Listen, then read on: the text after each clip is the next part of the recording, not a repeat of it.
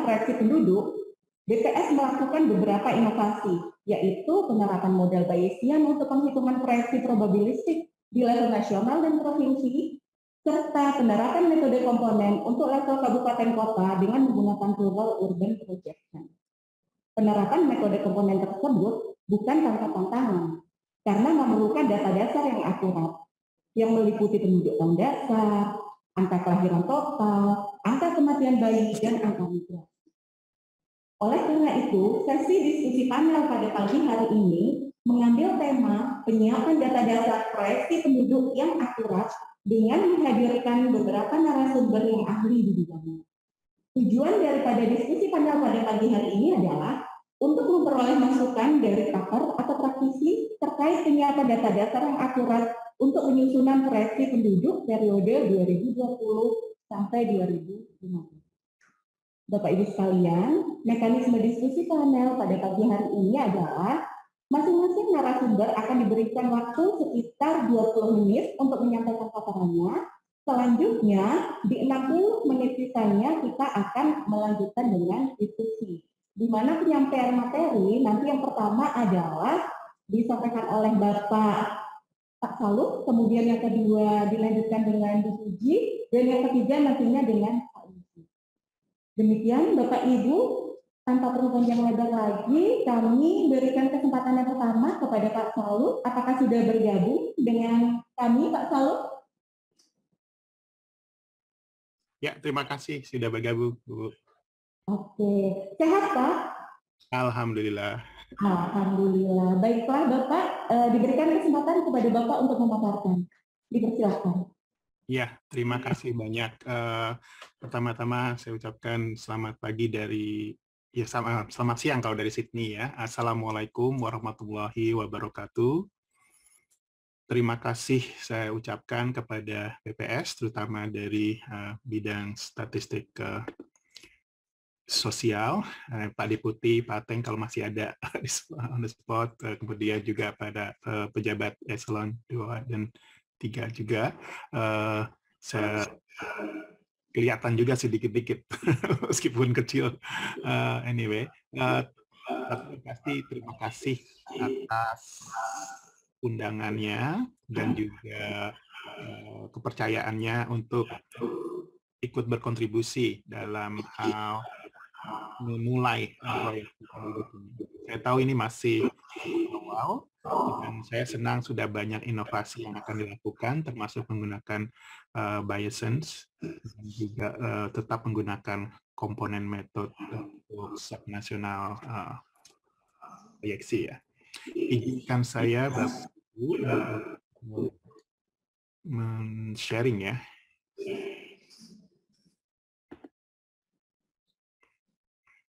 Sudah kelihatan semua?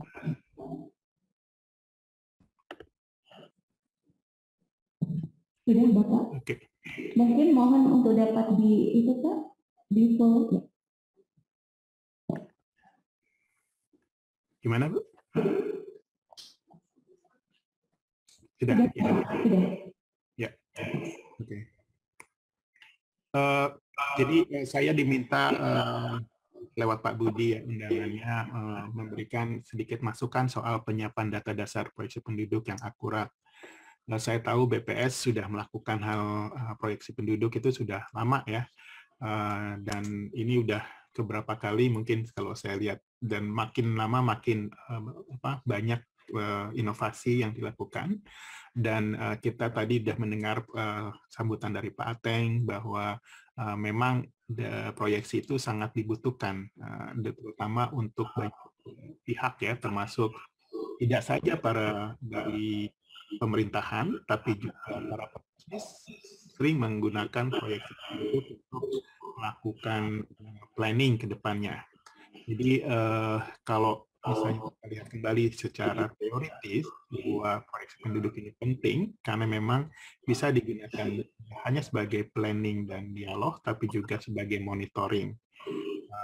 Dan semakin baik, semakin baru proyeksi yang dilakukan akan menjadi acuan proyeksi ke depannya atau menjadi acuan survei atau konsensus berikutnya.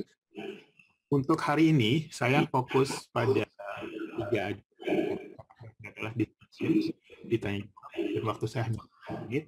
Saya mencoba mengingatkan kembali, dan saya yakin Bapak Ibu semua yang ada di BPS dan juga tim dari Bappenas sudah tahu ya, prinsip-prinsip population projection yang baik. Kemudian saya, karena ini topiknya adalah tentang data dasar, jadi saya akan highlight pada input data dan potensial isu yang mungkin terjadi untuk kita bisa hindari. Kemudian beberapa tips tentang potential solution yang bisa dilakukan. Nah, nanti kita pada saat Q&A, setelah semua panel itu bicara, diskusi. Oke, proses population projection ini banyak ya, dari mulai mengumpulkan data, mengumpulkan datanya, kemudian dianalisis dan diproses, terus kemudian dihasilkan, kemudian juga setelah itu tidak hanya langsung dipublish, tapi juga direview, termasuk masukan dari Bappenas, masukan dari stakeholder lainnya, apakah output itu kemudian. Nah, untuk hari ini saya akan fokus kepada untuk input datanya, apakah itu base year population, fertility, mortality, dan juga migration. Kalau misalnya menggunakan teknik yang ada origin destination, itu juga kita coba bahas.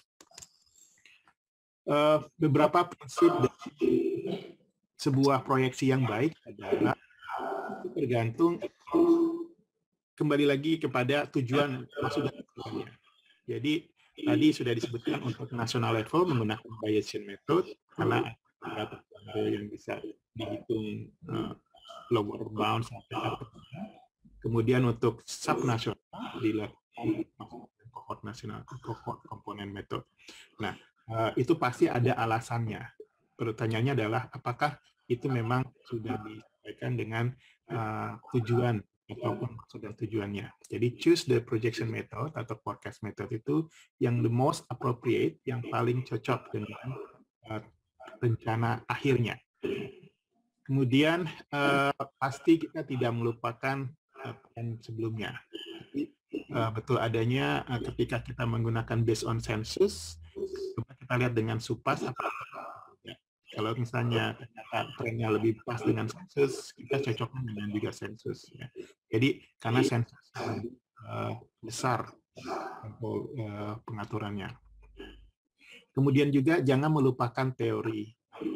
Betul adanya bahwa 2 tahun terakhir kita mengalami pandemik, tapi juga pasti ada teori yang juga menentukan misalnya determinan fertilitas, determinan mortalitas, determinan migration. Tetap itu harus diperhitungkan karena mau tidak mau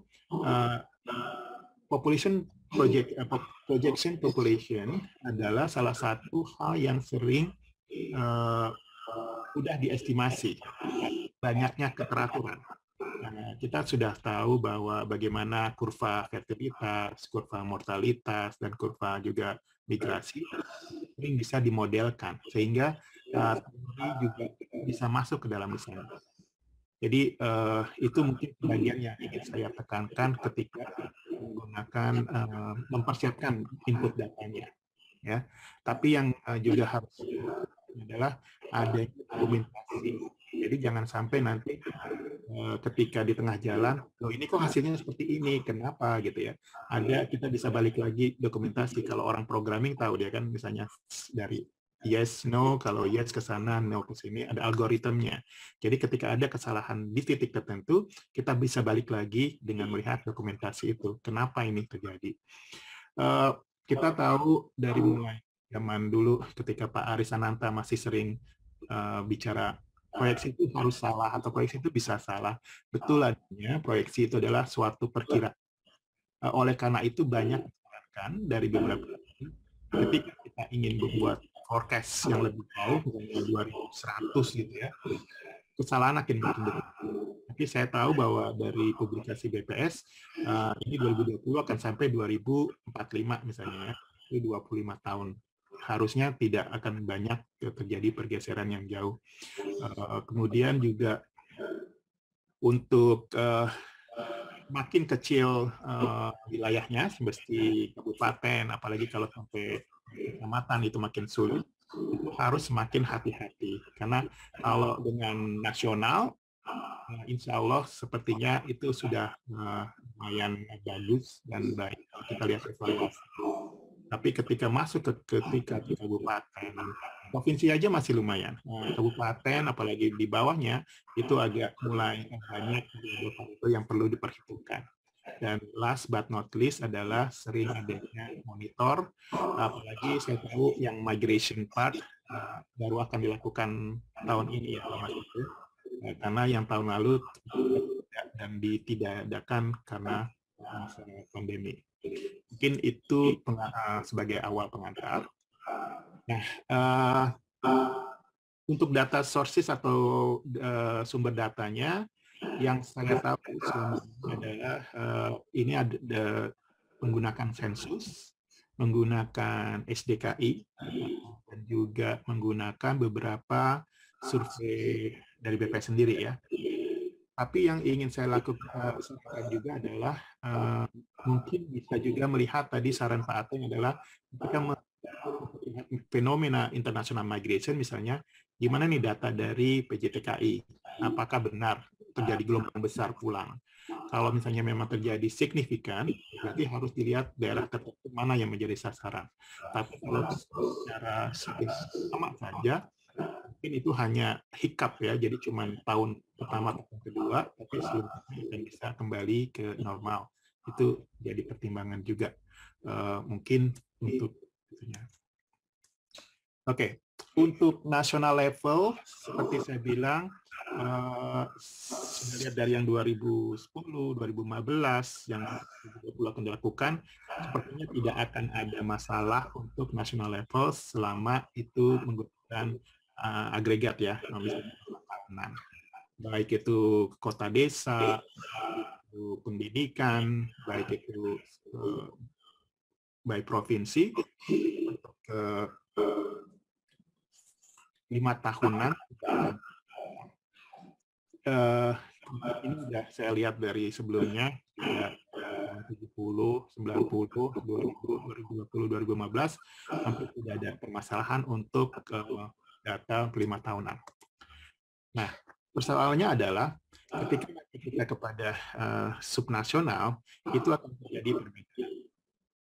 Ada wilayah yang masih muda, jadi median age-nya atau umur rata-ratanya lebih muda, atau sama dengan nasional, atau mirip yang lebih pada dominan migrasi ke Jakarta, ataupun sudah menua seperti Jakarta.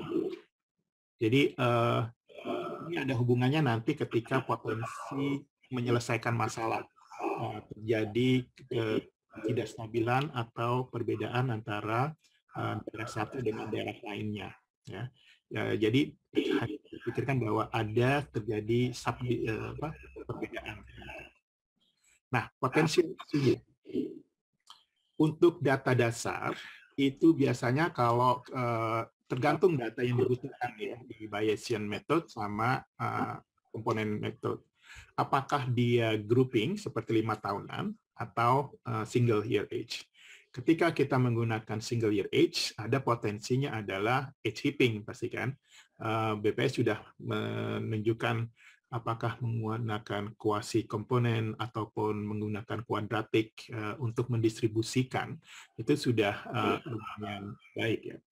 Tapi persoalannya adalah ketika ada misi, katakan kabupaten A gitu ya, hanya tiba-tiba kok antara laki-laki dan perempuan lebih besar kiri lebih besar perempuan dibandingkan laki-laki.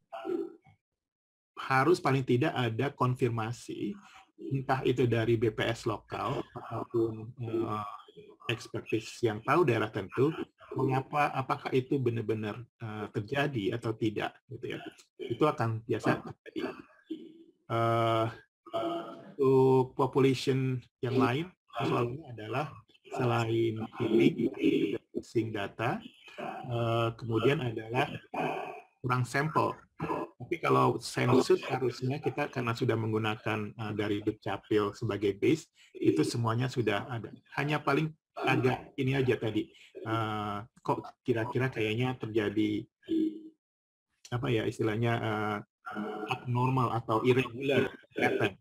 kan tadi udah lihat bahwa pattern-nya selalu kanan kiri male female agak besar. Rasionya nggak ada yang sampai 120 laki-laki per perempuan itu ya. Pasti selalu 105, 102, 103, 106 itu masih oke.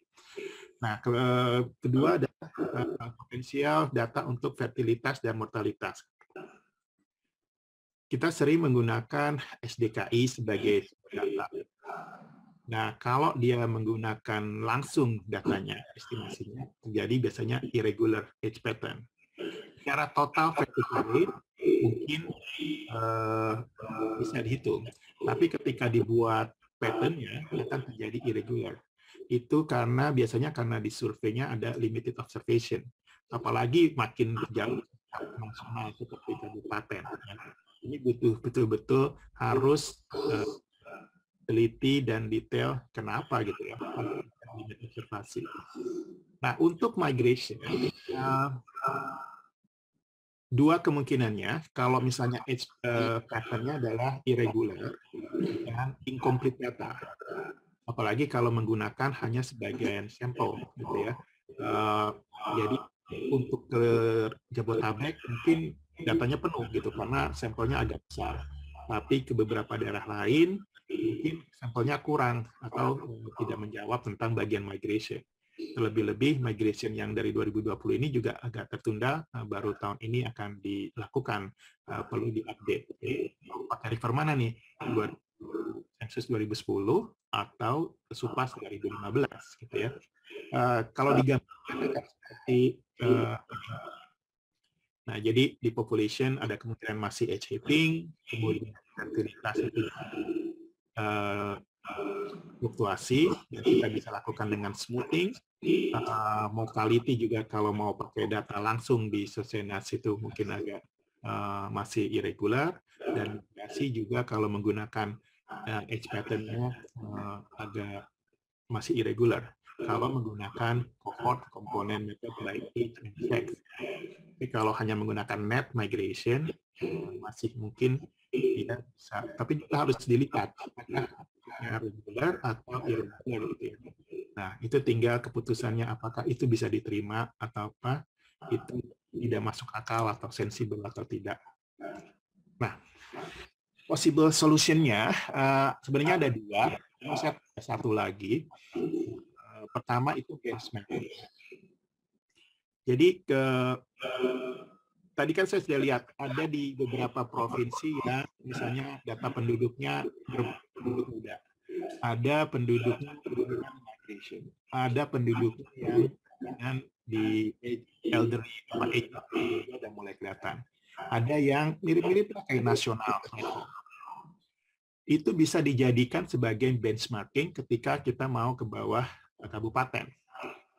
Katakan misalnya di Jawa Barat, kabupaten mana, Kabupaten Bandung atau Kabupaten Bogor, kalau datanya lengkap, data mereka. Tapi kalau enggak, dia lebih refer kemana nih? Dia refer ke provinsinya sendiri, Jawa Barat, atau refer kepada nasional. Ya. Banyak hal-hal yang bisa dijadikan alasan kenapa kita misalnya mau menggunakan benchmarknya provinsi ataupun nasional. Apakah itu misalnya dari tingkat pendidikan, apakah fertilitas dari tingkat median age of marriage, kemudian juga children ever gitu ya. Jadi ada benchmarking. Kalau saya ada juga sarannya, mungkin kita juga bisa belajar dari misalnya Singapura tahun 80 gitu, mungkin suasananya sama. Itu kalau mau lebih eksploratif, tapi cukup juga dengan provinsinya atau nasional. Itu bisa sudah menjadikan justifikasi yang cukup bahwa dia sama pattern-nya seperti itu. Atau yang terakhir, yang kedua, bukan terakhir, itu pooling data group. Mas Acul udah menggunakannya ketika waktu disertasi, dia menggunakan berdasarkan zona ekonomi ya, Gerbang Kertasusila, kemudian Jabodetabek, itu digrupin. Karena dengan membuat grouping itu, kita membuat asumsi bahwa grup ini adalah memiliki pattern yang mirip soal perpindahan penduduk misalnya kalau data penduduk, atau misalnya adalah yang memiliki TFR di atas 2,2, atau ini grup memiliki TFR masuk di atas 3. Itu tergantung cara penggrupannya sesuai dengan justifikasinya. Ketika justifikasinya bisa diterima pendapatnya, saya pikir situ sudah menjadi alasan bahwa bisa menggunakan grouping. Alternatif lainnya adalah menggunakan database. Jadi kita kan punya dari pattern yang lama. Ketika Yogyakarta sekarang kan misalnya hampir 2,1 itu tidak seperti itu dari dulu kan. Misalnya pernah 2,9 pernah. Nah, kita bisa melihat pattern-nya Jogja seperti apa waktu saat itu. Nah, ini mirip dengan provinsi mana ini? Apakah mungkin pattern-nya akan seperti Jogja ketika beberapa tahun lalu? Jadi kita melihat database. Nah, ini menggunakan biasanya beberapa data yang lama, ya, data-data yang ketika tahun 80, tahun 90, atau tahun 2000. Atau misalnya terjadi fluktuasi ketika ada untuk mortality misalnya. Itu juga bisa menjadikan alternatif lain ya untuk sebagai benchmarking kepada hub nasional ataupun kabupaten level. Nah, ini udah saya bicarakan langsung tadi sampel benchmarking-nya. Jadi kita menggunakan fertility data nasional, kemudian kita tuangkan itu menjadi sub nasional atau provinsi menjadi sub provinsi lagi. Bisa by urban, by rural, by age, ya. Sama juga dengan mortality yang kita punya secara komplit untuk adult mortality-nya. Nah, saya nggak tahu apakah BPS masih menggunakan UN itu menggunakan Westlife Table atau menggunakan metode lain, tapi paling tidak ada justifikasi yang mendasar kenapa pattern itu yang digunakan. Jadi artinya ketika nasional level menggunakan contoh misalnya ya ini West, apakah juga subnasional akan mengikuti West juga gitu ya? Ataukah ada pattern lain? Itu biasanya harus juga dijustifikasi atau diberi alasan melalui determinannya. Nah, ini adalah yang pernah dilakukan Acul menggunakan misalnya net migration sebagai pola misalnya. Jadi ada berdasarkan zona, bisa berdasarkan apapun misalnya ya. Misalnya ada ibu kota sekarang di situ, tiba-tiba kita ingin membuat klaster sendiri. Nah, bisa juga dilakukan untuk dengan grouping. Atau seperti yang dilakukan oleh teman-teman kolega saya di UQ, University Queensland, dia melihat migration pattern berdasarkan bentuk kurvanya. Apakah itu secara internasional, apakah dia landai dulu kemudian membesar, atau kemudian